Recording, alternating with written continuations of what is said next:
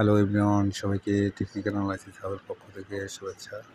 আমরা দেখতে পাচ্ছি স্ক্রিনে কেপিপিএল শেয়ারটির ডেইলি মিনিট চার্ট অনুসারে আমরা দেখতে পাচ্ছি যে এখানে এখন পর্যন্ত কিন্তু শেয়ারটি বুল বাই পজিশনে কিন্তু প্রায় 4,12,000 শেয়ার লেনদেন হয়েছে এবং বেয়ার সেলিং পজিশনে মাত্র 1 লাখের মতো শেয়ার সেল হয়েছে।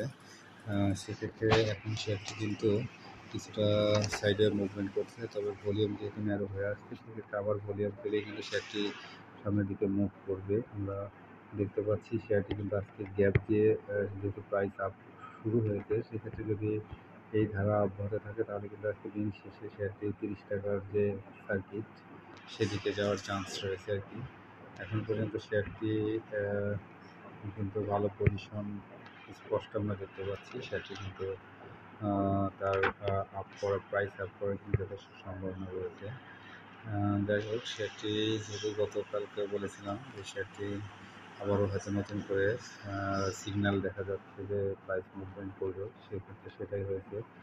যদি আজকে একটা ফুল বডি ক্যান্ডেল তৈরি করতে পারে তাহলে কিন্তু এখান থেকে নতুন করে প্রাইসের যাত্রা শুরু হবে ইনশাল্লাহ।